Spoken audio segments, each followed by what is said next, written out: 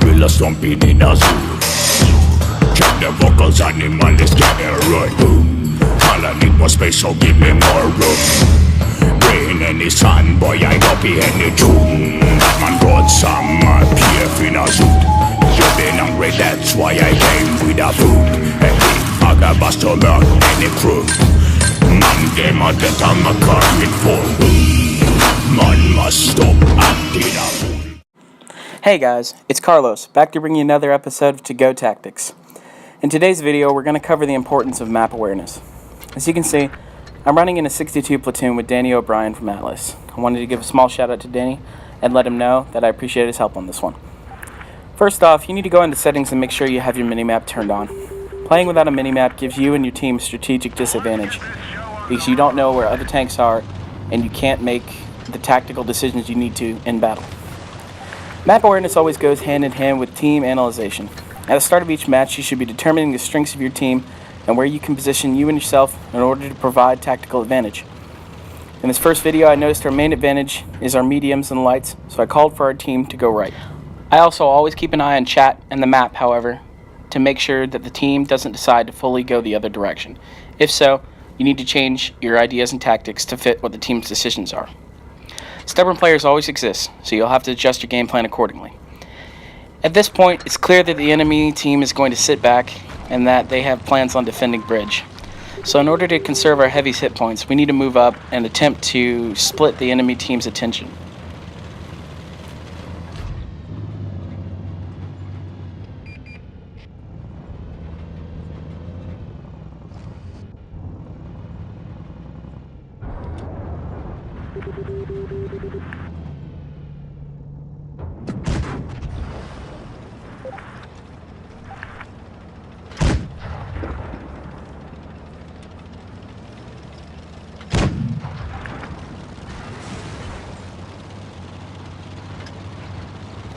At this point, Danny pushes very aggressively, so I position myself in a way to put over-aggressive tanks on the enemy team in a crossfire.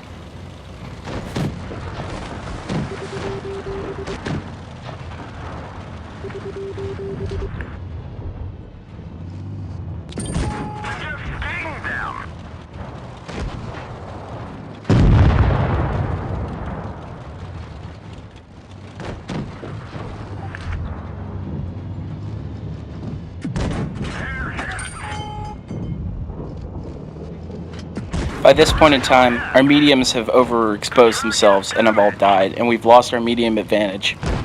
We need to regroup with the team and the other heavies and the one M4. Because at the moment, we can't survive by ourselves versus all those tanks. We need to survive and conserve as many hit points as we can in order to still have an advantage over the enemies in strength. I rush back to help Danny at this point, and we decide to take out the T-34-85 before moving forward.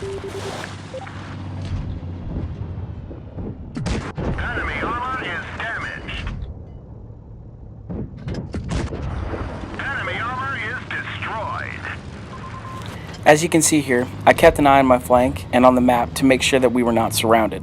I noticed the 62 and I engage him accordingly, so he is not going to have our flank.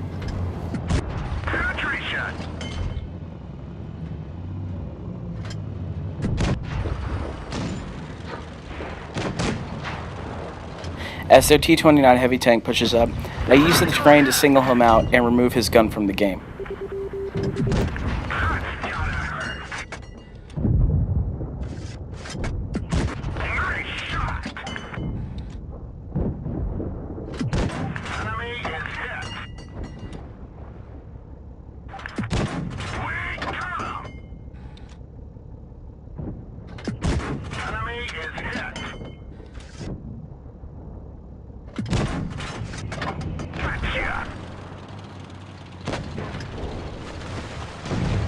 Moving forward, I push around to the flanking position and I make sure that I'm in the low ground so I have an escape route and I'm underneath the gun depression of all of these tanks here.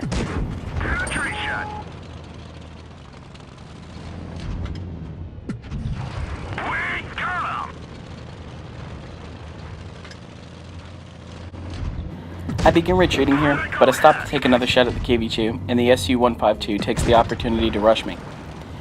At this point, I'm a bit caught out. I could have been killed here, but the SU low rolls, and he's trying to ram me here. So I back up and I swing around, and I begin to position myself so that I'm not in the KV-2's line of fire as he rushes, and I'm able to pick him up as well.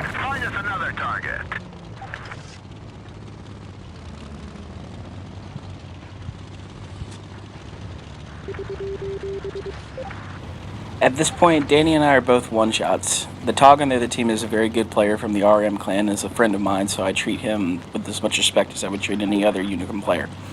My plan is to try and outspot him.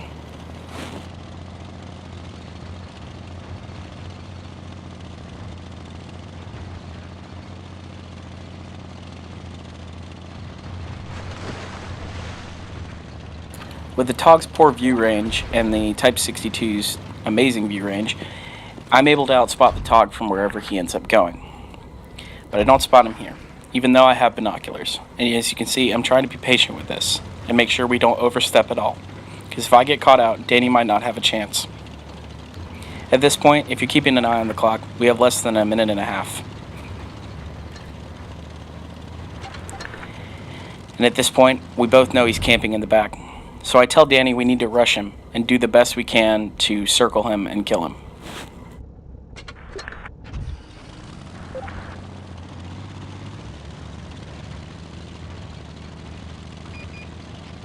Danny spots him here. My plan is to get behind him so we can put him in another crossfire.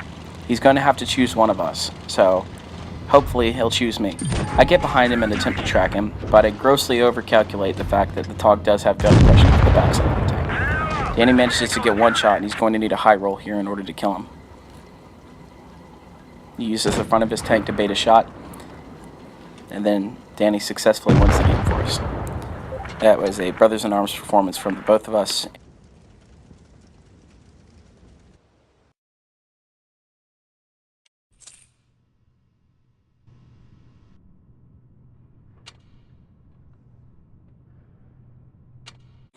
As we move on to the next map, Castilla, my thoughts are that we don't have the medium advantage on this map.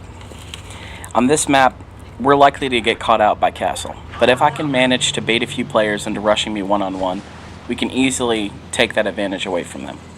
So, I plan on moving to Castle, spotting, and potentially helping with people that end up going on the hill.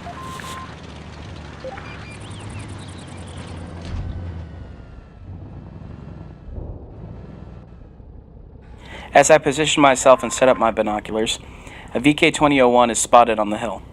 I ignore him from the time being in order to focus on the potential push that could be coming from the castle. Eventually, though, I decide that I have to abandon the hill and load heat to take out the VK because he has a positional advantage. I don't want to fool around and shoot AP from this distance because the VK has a very trollish turret and you can often bounce from the commander's hatch. So as we kill the VK with this next shot,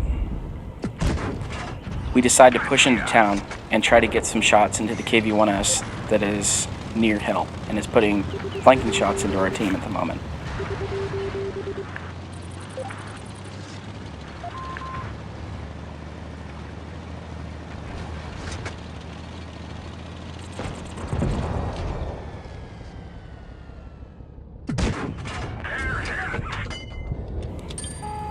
As we kill the KV-1S, our right flank on the hill is nearly secure.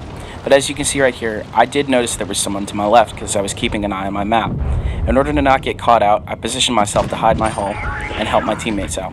I load HE in order to get a higher roll on the SP1C, and I back off.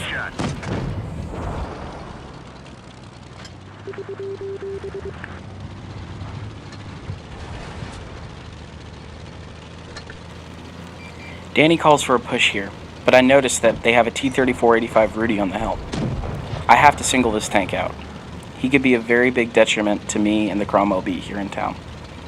So, I position myself in the low ground and let my binoculars kick in.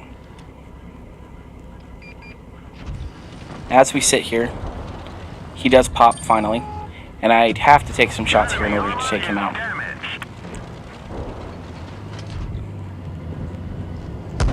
Right now, I notice that I get hit to my right. So I immediately track him and pull back. Someone else can take the Rudy. but I need to focus on the person to my right, the person that has me in a flanking position right now.